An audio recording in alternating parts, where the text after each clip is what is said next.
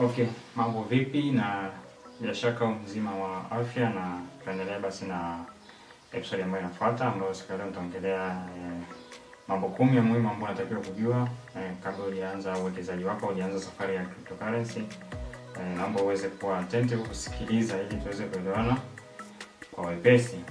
Sasa katika mambo 10 ambayo unatakiwa kuzingatia kabla hujaanza, cha kwanza unatakiwa ujue kwamba soko la cryptocurrency ni volatile na lolote linaweza kutokea pamoja na lolote, kwa sababu coins ambazo utaanza kwenda kununua zitakuwa zinapanda thamani na kushuka muda wowote.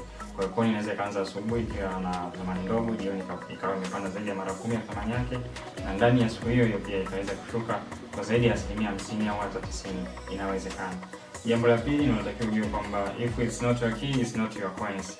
If it's not your key, it's not your crypto. So unatakiwa ujue kwamba kama sio funguo zako, sio coins zako. Kwa hiyo unatakiwa uwe ni mmiliki halali wa key ambayo inakupelekea wewe kwenda kuaccess zile crypto zako. Kama ni password, basi iweze kuwa ni yako peke yako na ni wewe mwenyewe ndio utakuwa unafahamu, na unatakiwa coins zako sio umeziacha kwenye Binance Exchange ama kwenye exchange zingine kama HTX, Huobi, KuCoin, wherever.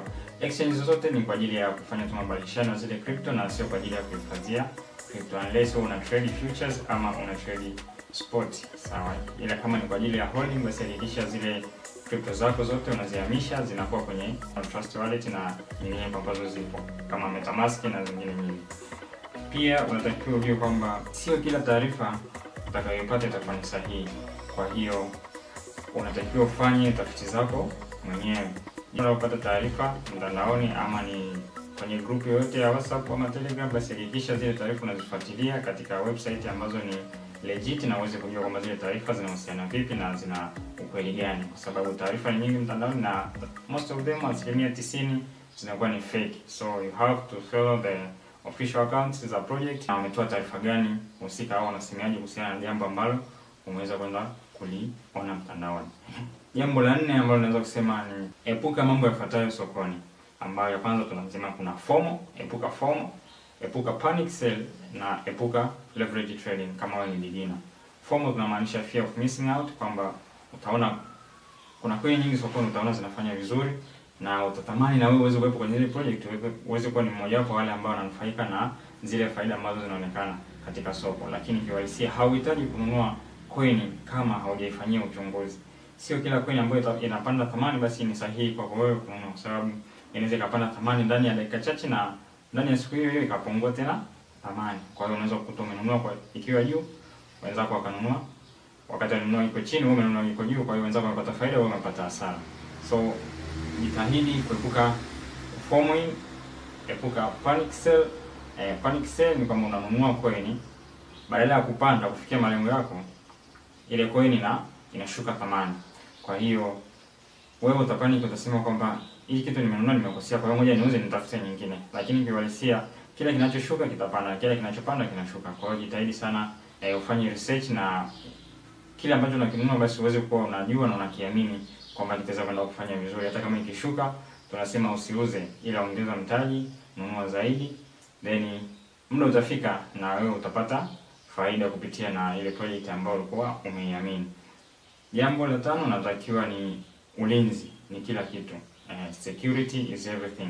Kwa hiyo jitahidi sana uweze kuwa ni mmiliki wa password zako mwenyewe, mmiliki wa key phrase zako mwenyewe, yale maneno 12 ambayo unapewa wakati unatengeneza wallet, basi zingatia na usimpe mtu maneno haya. Unatakiwa uandike katika kitabu chako wewe mwenyewe na uwe na access wewe mwenyewe, la sivyo itapelekea upotevu wa pesa zako ama crypto zako.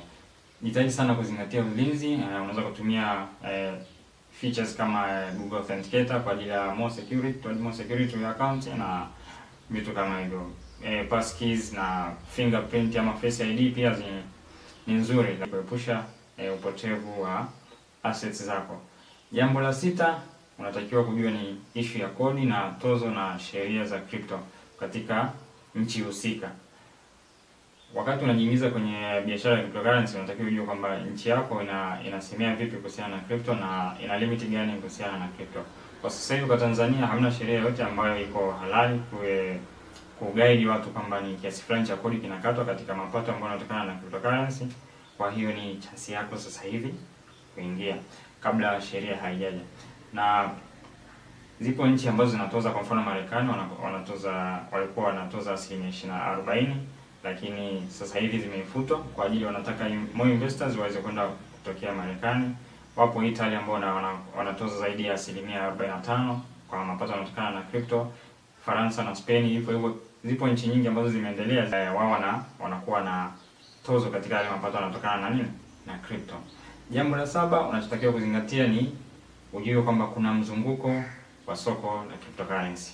Soko la cryptocurrency lina mzunguko. Kwa hiyo ni jukumu lako wewe kuweza kujua ule mzunguko upo sehemu gani wakati unaingia soko. Ni muhimu sana kwa sababu hii itakuepushia kununua vitu wakati vimepanda thamani na kuuza vitu wakati kimeshuka thamani sana.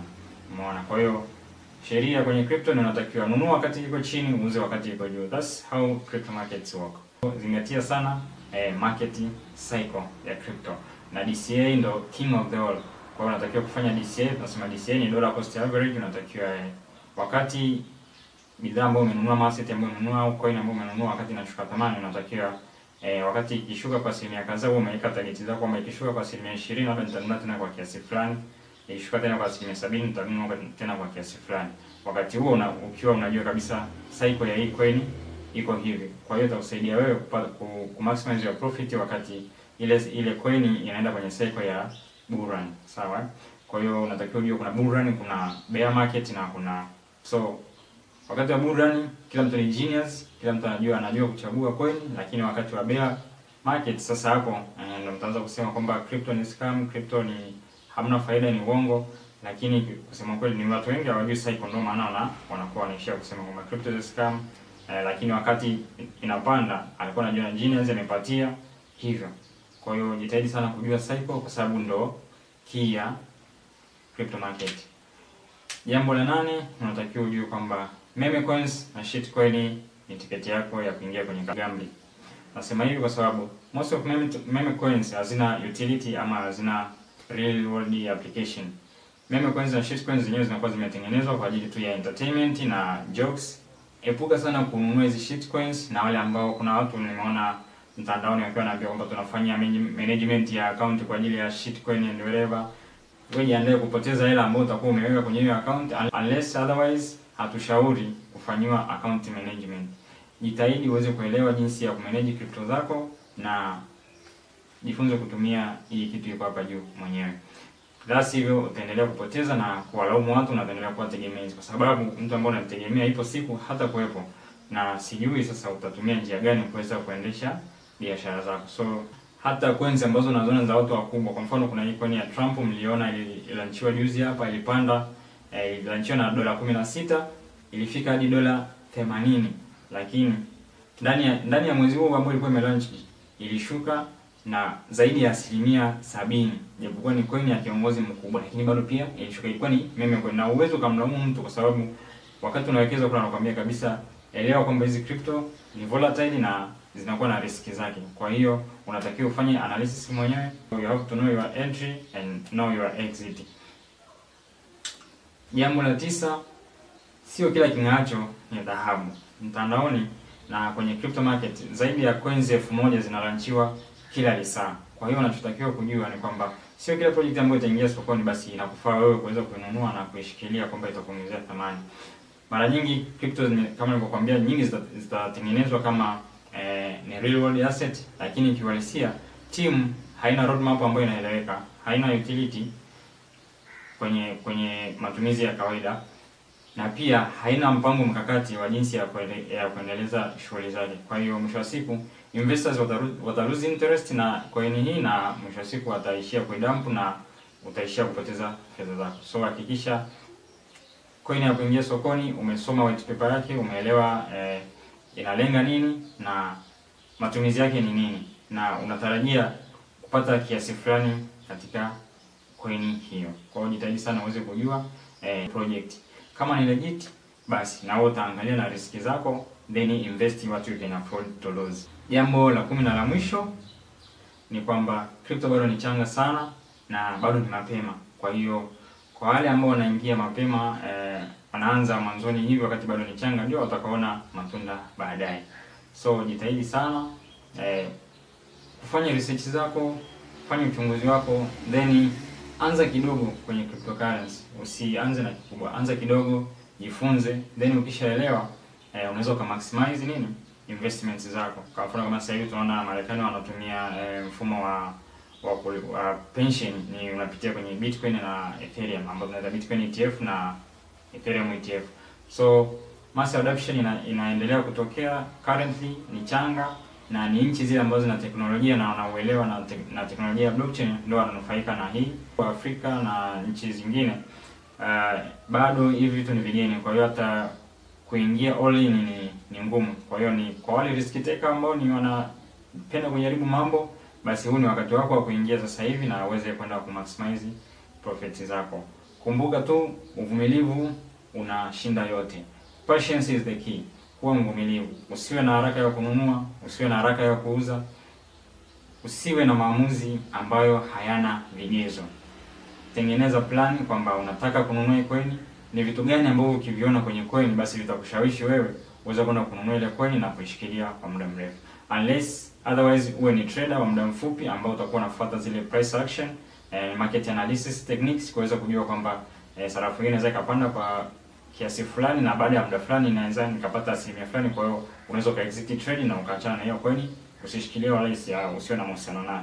Lakini kwa wale holders unatakiwa kufanya analysis vizuri na uwe na vigezo vya kuweza kwenda kununua currency husika. Epuka zile get rich quick schemes. Umeona, kwa hiyo kuna project nyingi ambazo zinakuja zikiwa zina promise kwamba utapata return of investment within a certain time.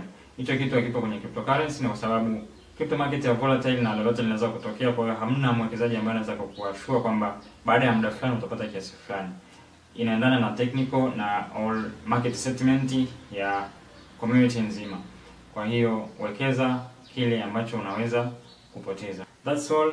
Stay smart, use your head. Let's go rich.